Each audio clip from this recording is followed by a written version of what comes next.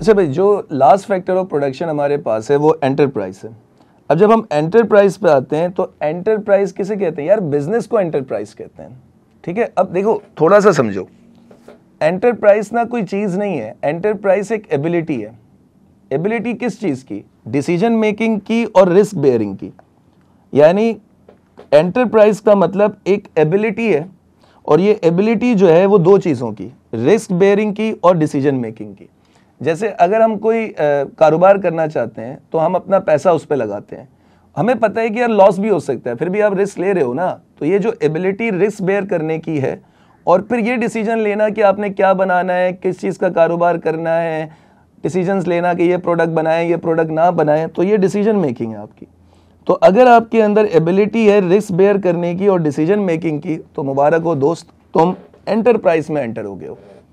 अब जो लोग कारोबार के मालिक होते हैं, जो एंटरप्राइज चलाने वाले लोग होते हैं, जो कि ये डिसीजन मेकिंग और रिस्क बेयर करते हैं, ये लोग एंटरप्रेन्योर कहलाते हैं। तो entrepreneur honours of the business होते हैं ना, जो ऑनर्स होते हैं वो एंटरप्रेन्योर्स कहलाते हैं।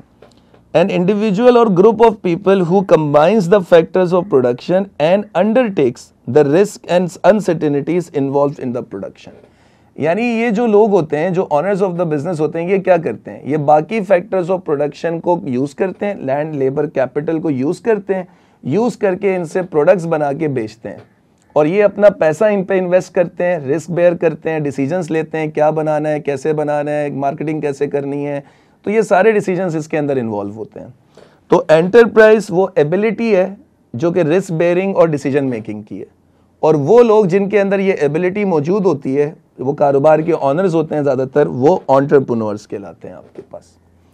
और जो एंटरप्राइज है ये ऑक्यूपेशनली और जोग्राफिकली मोबाइल है। ब्रांचेस इसकी दुनिया भर में हो सकती हैं, BMW है, मर्सिडीज है, ऑडी है, मैकडोनल्ड्स है, KFC है, ये तमाम क्या है, मल्टीनेशनल कंपनीज हैं, दुनिया भर में इनकी ब्रांचेस हैं। तो ये ऑक्यूपेशनली मोबाइल हैं, और ये जोग्राफिकली मोबाइल हैं, और ऑक्यूपेशनली भी मोबाइल हो सकते हैं, ये मल्टीपल काम कर सकते हैं।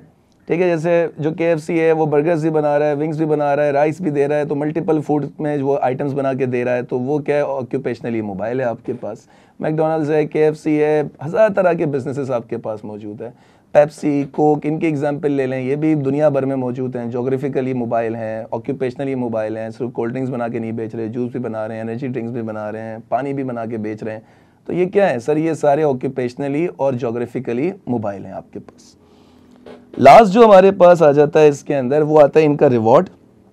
तो जो फैक्टर्स ऑफ प्रोडक्शन का रिवॉर्ड होता है, उसमें हमने शुरू में लैंड के बारे में पढ़ा था कि लैंड का जो रिवॉर्ड होता है वो रेंट है, लेबर को जो रिवॉर्ड मिलता है वो उसकी वेजेस, सैलरीज होती हैं, और कैपिटल का जो रिवॉर्ड होता है वो इंटरेस्ट होता है, और एंटरप्राइज का जो रिवॉर्ड होता है वो प्रॉफिट होता है।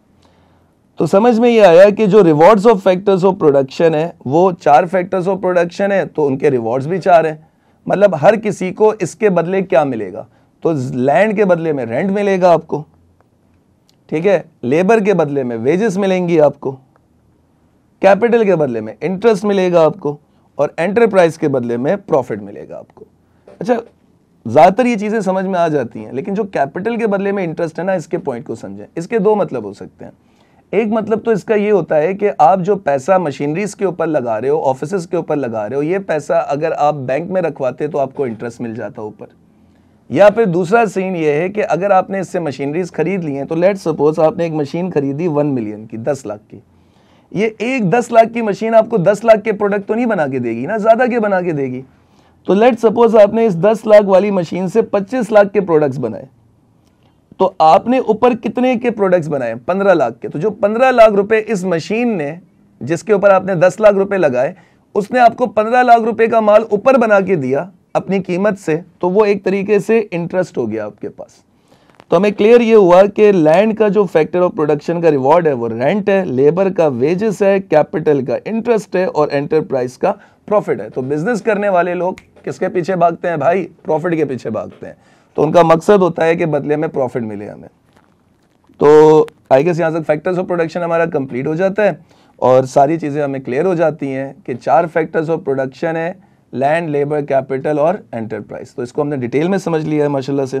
बाकी फर्दर नेक्स्ट क्लास में कंटिन्यू करेंगे। आज के लिए इतना ही है, मुलाकात होती है। अल्लाह हाफिज़।